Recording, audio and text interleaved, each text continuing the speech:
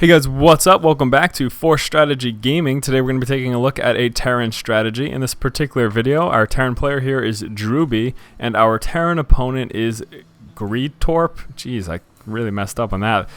Something like that. So we're going to go into Drewby vision here. That was terrible. Alright, so mirror matchup today. We're looking at a Terran vs. Terran mirror matchup today. I did promise that I was going to do some mirror matchups as people were looking for them. I try to really space out the matchup types that I do as much as possible for our channel and for our website. The reason being that we are filling up the website with the strategies by matchup. So Terran vs. Terran, Terran vs. Protoss, Terran vs. Zerg. So it can make for easy viewing for you guys, basically. And with that said, I'm going to be trying to balance the matchups as we progress over time, so that there's equal distribution of all the different matchups on the website. So yeah, anyways, with that said, Terran vs. Terran matchup, what are we going to be looking at? We're looking at some early aggression and the effectiveness of using dropships and an early game Marine Hellion push against a Terran opponent who goes for a quick Banshee.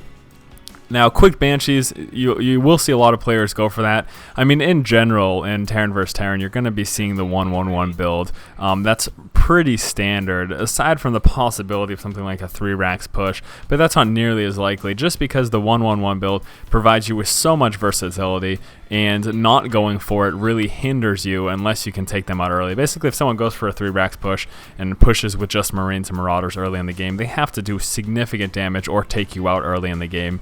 Otherwise, they're going to be way too far behind in tech. Once you have siege tanks up, once you get like cloak banshees out, they're going to be in a lot of trouble. So the 1-1-1 is pretty much the standard. With that said, obviously there are many variations because of all the different options with the 1-1-1 build. The variation we're going to be looking at is going for an early Marine Hellion push, accompanying that with some drop ships, and then just getting a little bit of everything to help deal with whatever our opponent has. So let's look at that build order in the very beginning here. Very standard opening with the 10 depot, 12 barracks, 13 refinery, 16 orbital command. Very, very standard opening. Going to be scouting at this point as well. We can see here that Drewby has seen where his opponent is. He knows exactly where he is. He knows the positioning. Sees that one barracks. Doesn't really want to stay in there with the SCV though, because if you stay in with the SCV, once you see a barracks building a Marine, as soon as that Marine pops out, you're going to lose the SCV.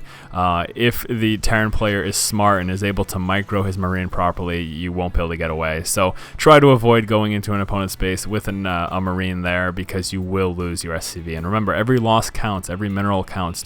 You don't want to lose things unnecessarily. So orbital command is up, obviously going to be using the mule right away. And then we got this factory here at 19 supply. So again, we're going at with the 1-on-1 opening. Now, the push that we're watching, the push that we're going to see is an early Marine heavy push. You can see getting this reactor right here on the barracks. So started off with these 3 Marines, then you're going to be getting the reactor and the barracks. Now, as soon as this factory is up, the next thing we are going to want to see is a starport, and that should be coming momentarily.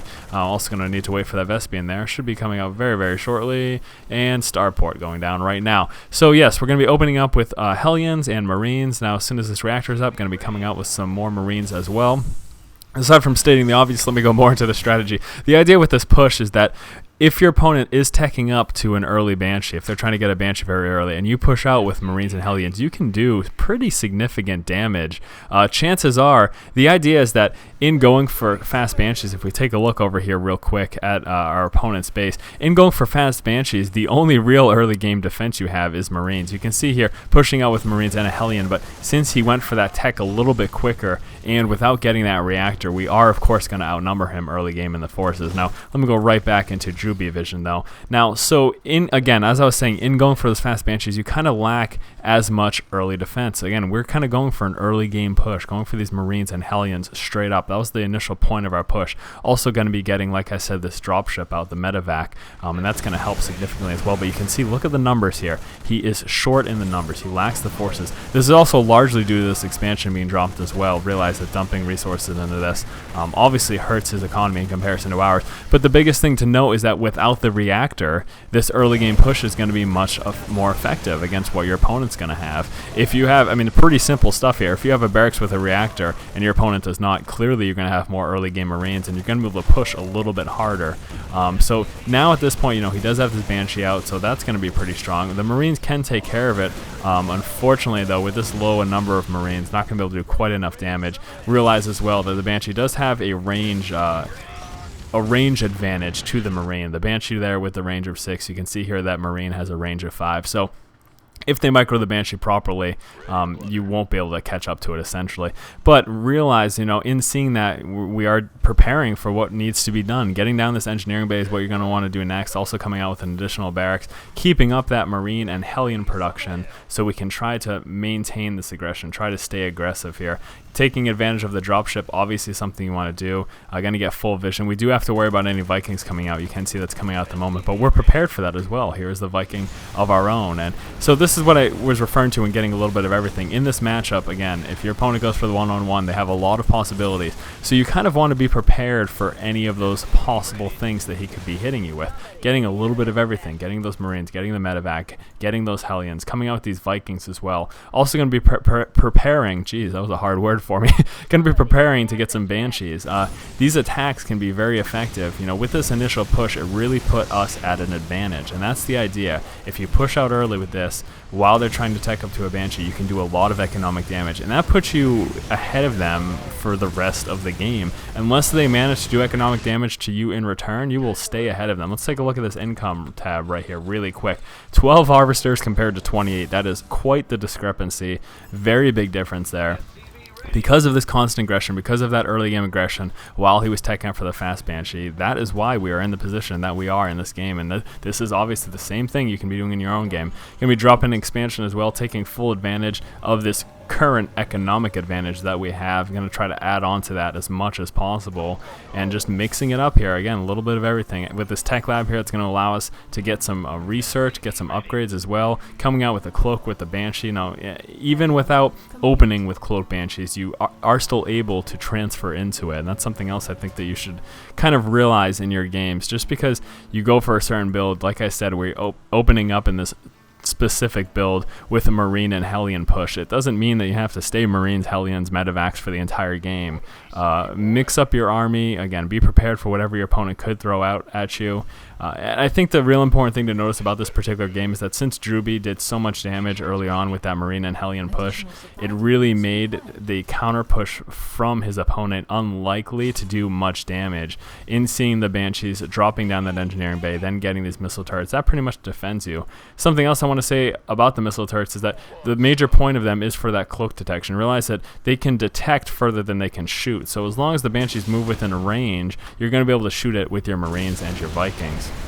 Trying to do a counter push here, but with all of these Marines, you will be all set. As long as you've kept up your Marine production, you will be more than capable of fending off any Banshee push from your opponent, again, especially after doing so much economic damage in that initial push. And that's the real advantage. The general idea is you hit them early with a strong force while they're trying to tech up. You do so much damage that you are ahead of the game, and then it's just trying to maintain that lead. If you can maintain that lead and you can continue to add to your forces, there's literally no way they're going to be able to catch up. They will have to, at some point in the game, do significant damage to you in return. Now, obviously, attempting to do that, the opponent in this game did attempt to do that by moving out with those Banshees, but being well prepared with the missile turret as well as our massive Marines, and then that's it. You're all set. Now as soon as this siege mode was up, going to be pushing out at that point. Obviously try to avoid running near the edge of any ramps like that, because something like that can happen, and that's pretty devastating. Getting hit by all of those Hellions. Back in the base here, Cloak Banshee trying to do some damage, and then look at this. There's just no way, and that's what you can realize. Well, you may wonder, why does the opponent have so little forces in comparison?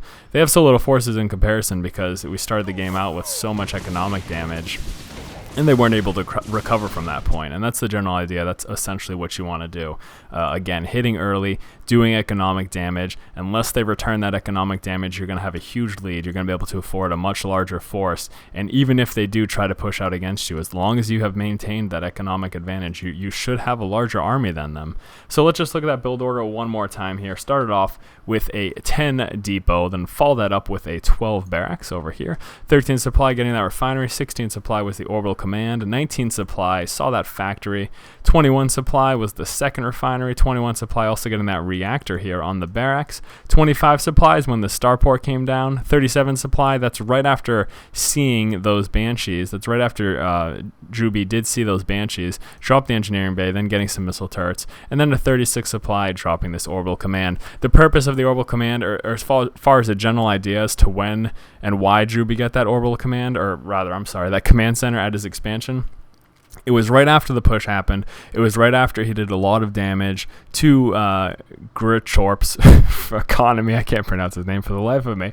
It was right after he did a lot of damage to his economy, and that's kind of the point I was talking about, where once you do economic damage, trying to maintain that advantage and trying to add on to it. So dropping that expansion at that point, continuing to produce up our units, it's going to provide us with a pretty steady and pretty strong defense, and then also getting those missile turrets to defend against any possibility of a Banshee push. So once again, guys, this has been Force from Force Strategy Gaming. If you guys like our videos and you like what's going on here, please do go ahead and subscribe to our channel. Keep watching and keep owning, guys.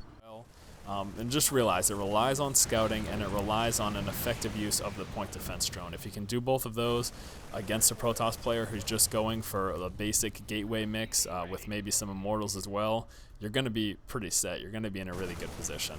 I'm going to be using these Medivacs as well as this Raven to get vision of the high ground, or not the high ground, but vision over the rocks. This is going to allow us to see what he has on the other side, and there we go.